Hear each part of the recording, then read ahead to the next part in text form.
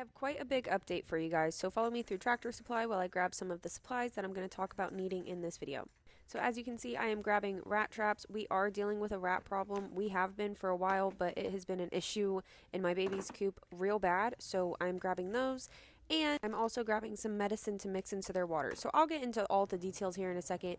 But right here is where we found the rat's nest. They stay under there and then follow along the fence line behind the coop that you can see right here to get to where my babies are at.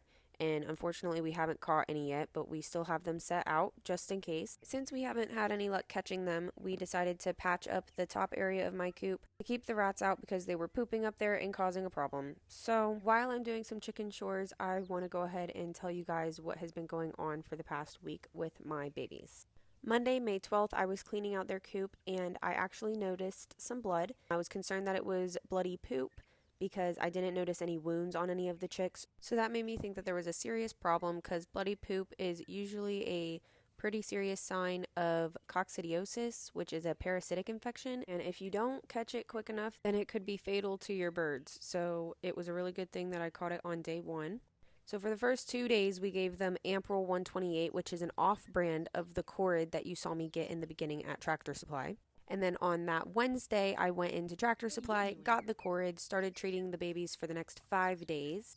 And thank goodness we didn't have any issues. All of my babies are alive and well and the bloody poop has stopped. So I am so happy that I caught it in time. Coccidiosis can take out entire flocks and babies are the most prone to it since they haven't had the opportunity to build up their immune system yet. And I didn't end up recording anything including us giving them the treatment because it was definitely a very stressful week and I wanted to see how they got through treatment before really making any content on it because this is the first time that we've ever had to deal with any type of infection with our birds and we have over 40 at this point.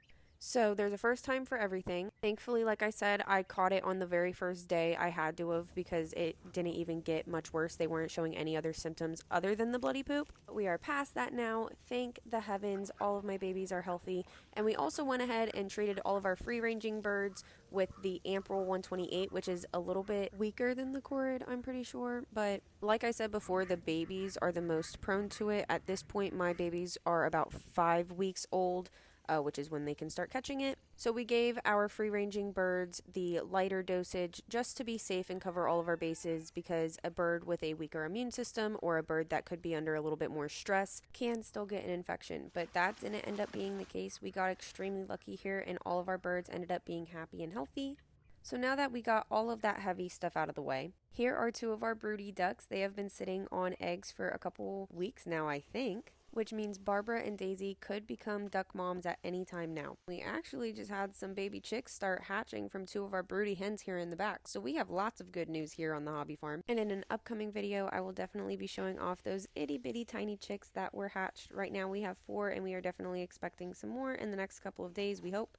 But here I am doing my final chore, filling up my baby's food because it has been over 90 degrees here lately and they have gone through a bunch of food and water because they're growing like crazy. But thank you guys so much for following along and watching me do some chores and staying up to date on all of our animals. And if you have any questions about anything that I went over, please feel free to ask.